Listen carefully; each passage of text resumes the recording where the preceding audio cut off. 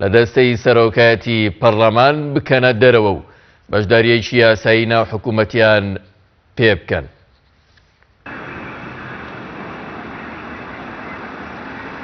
لە دوایین کۆبوونەوەی یەکێتی و پارتیدا چی گوزەرا و بۆچی سەرۆکی شاندی پارتی لە فازڵ میرانیەوە گۆڕا بۆ نێچیروان بارزانی و سەرۆکی شاندی یەکێتیش لە مەلا بەختیارەوە گۆڕا بۆ کۆسەر ڕەسوڵ جێگیری یەکەمی سکرتێری گشتیە و حیزبە.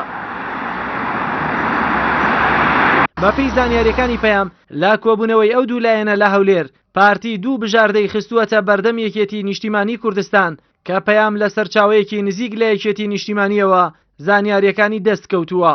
گۆڕینی سەرۆکی شاندەکە بەهۆی یەکلاییکردنەوەی گفتوگۆکان و بڕیاردانە کە نێچیروان بارزانی و کۆسرت ڕەسوڵ دەتوانن بڕیاری کۆتایی ئەو دوو حیزبە بدەن.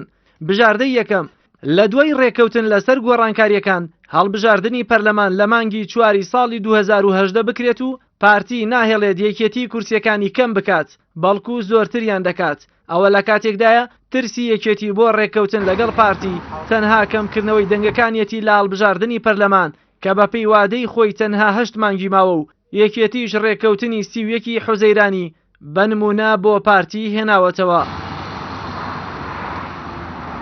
بژاردەی دووەم هەڵبژاردننی پەرلەمان بۆ ماوەی 4 ساڵی تر دوا بخرێت با بیانووی قەیرانی دارایی و خراپی دۆخی ئەمنی و شەڕی داعشەوە تاوکاتەش ڕێکەوتنی تر لە نێوانیان دەکرێت و گۆڕانکاریش دێتە ئاراوە.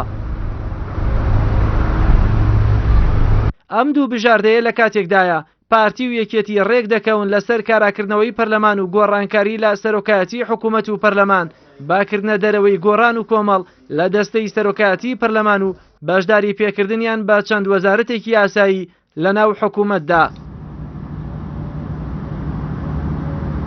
بەهێزترین سیناریۆکان بۆ کاراکردنەوەی پەرلەمان و گۆڕانکاری لە سەرۆکایەتی پەرلەمان و حکوومەت بەو جۆرە دەبێت.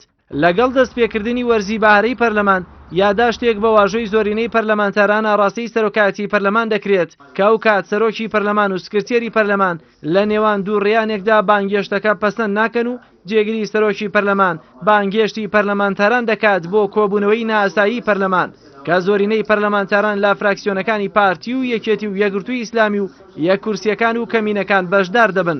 باپەی ڕێکەوتنی سیاسی و دەنگی زۆرینەی پەرلەمانتاران دەستەی سەرۆکایەتی پەرلەمان هەڵبوەشێتەوە و بە تەمەنترین پەرلەمانتار بکرێتە سەرۆکی پەرلەمان تا هەڵبژاردنەوەی دەستەیەکی نوێ کە بەپێی زانیاریەکانی پەیام پێشنیار کراوە ئەو کات بەپێی ڕێکەوتنی یەکێتی و پارتی و یەکگرتووی ئیسلامی و کەمینەکان سەرۆکی پەرلەمان بۆ یەکێتی نیشتیمانی و جێگری سەرۆکی پەرلەمان بۆ پارتی و سکرتێری پەرلەمان گەر بۆ یەکگرتوو نەبێت ئەوە بۆ تورکمانەکان دەبێت. پەیام ئەوەشی زانیوە گۆڕانکاریەکان لە ناودەستەی سەرۆکایەتی ئەنجومەنی وەزیران پێشنیار کراوە جێگری دووەم بۆ سەرۆکی حکوومەت دابنرێت کاوکات یەکگرتووی ئیسلامی لە بری سکرتێری پەرلەمان جێگری دووەمی سەرۆکی حکوومەتی پێدەدرێت و تەنانەت پارتی خوازیارە بەرپرسێکی باڵای دەست لە کارکێشاوی یەکگرتوو لە دەڤەری بادینان بکرێتە جێگری دووەمی سەرۆکی حکوومەت. ئەوەش لە کاتێکدایە هەردوو حزبی باڵادەست ڕێکن لەسەرەوەی پێویستە دەستکاری موچەی فەرمانبەران بکرێت بۆ ئەوەی بە خەڵکیش بڵێن باشکردنی دۆخی ژیانی هاوڵاتیان تەنها بەوان دەکرێت. لە دوای گەڕانەوەی بارزانی لە دافۆس کە ڕەدی کردوێتەوە کۆبوونەوەی پێنج قۆڵی دووبارە بکرێتەوە پارتی گەڕێکی تری دانوستانەکانی لەگەڵ لایەنەکان دەست پێ دەکاتەوە. ئەمجارە پارتی سەردانی کۆمەڵ و گۆڕان دەکات بێ ئەوەی خواستی بەشداریکردنیانی هەبێت لە گۆڕانکاریەکاندا. ڕاوێژکاری یاسایی سەرۆکی